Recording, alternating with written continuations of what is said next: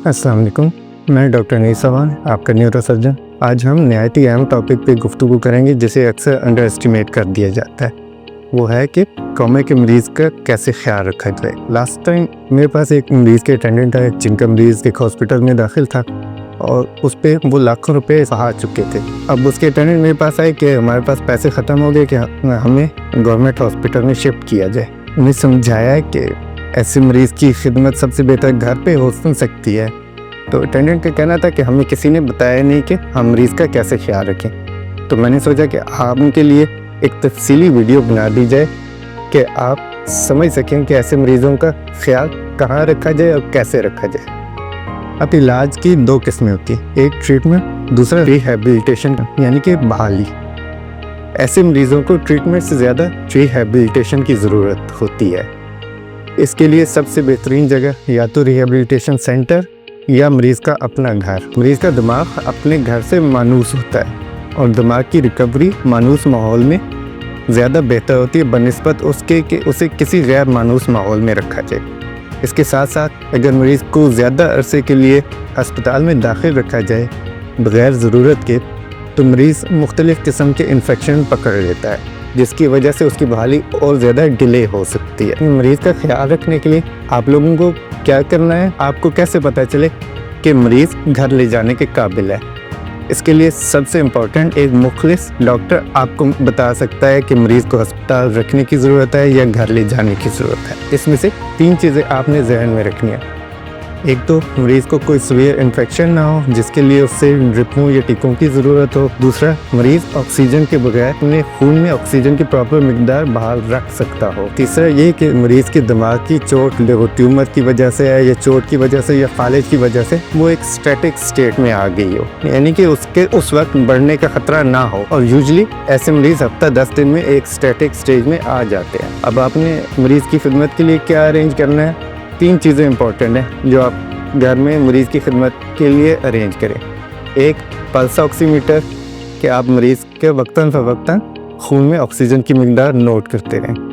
दूसरा, ripple mattress या ऐसा मैट्रेस जिसमें हवा भरी जाती है, ये इसलिए कि मरीज़ के लेटे लेटे कमर पे ज़ख़म ना बन जाए। और तीसरा, अगर मरीज़ को सांस के लिए गले में सुराख किया गया है या वैसे भी एक सक्शन मशीन आपके पास मौजूद हो कि अगर मरीज़ की सांस की नाली में रेशा फंसता है तो सक्शन करके आप उसे निकाल दें। अब मरीज़ का किस चीज़ों का ख्याल रखना है, इसके लिए आपने 5 बी याद रखने हैं। क्या? ब्रेथ, बाउल, ब्लैडर, बोन्स और बेड। ब्रेथ यानी सांस।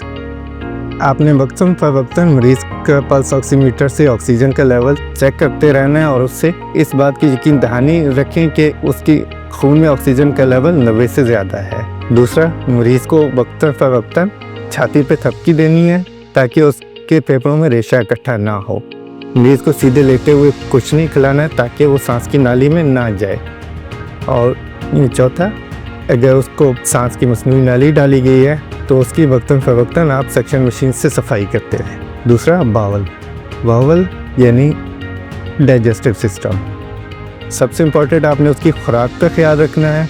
अगर आपका डॉक्टर आपको कहता है कि ऐसा मरीज़ ज़्यादा अरसे के लिए कोमे में रहेगा तो नाक की नाली से बेहतर है कि उसे डायरेक्ट पेट में गैस्ट्रोस्टमी ट्यूब डाल दी जाए, जिससे आप ज़्यादा बेहतर मिक़दार में खुराक दे सकते हैं और जिसके बंद होने के चांसेस भी कम होते हैं। एक न्यूट्रिशनिस्ट से मिलके आप अपने मरीज़ का प्रॉपर एक डाइट प्लान बनवा लें और उसके मुताबिक प्रॉपर ग़िज़ा दें। मरीज़ बेड पे होता है, चलना फिरना उसका नहीं होता है, इसकी वजह से मरीज़ को कॉन्स्टिपेशन होने का ख़तरा ज़्यादा होता है। तो मरीज़ की कॉन्स्टिपेशन का ख्याल रखना है, उससे कॉन्स्टिपेट होने से बचाना है। बाउल के बाद क्या आता है? ब्लैडर यानी मसाना। मरीज़ के यूरिन की नाली ज़्यादा से ज़्यादा 3 हफ्ते के बाद चेंज करें। मरीज़ को ज़्यादा देर गीला ना होने दें। उसके पैम्पर वगैरह जैसे गंदा हो फ़ौरन चेंज करें और उसकी सफाई का बाकायदगी से ख्याल रखें। Number 4, bone. हमारे जिस्म जितना यूज़ होता है उतना ताकत पकड़ता है और जितना इसका इस्तेमाल कम होता है उतना इसमें कमज़ोरी आती है। मरीज़ की हरकत कम होती है जिसकी वजह से उसकी हड्डियाँ और पट्टे कमज़ोर हो जाते हैं।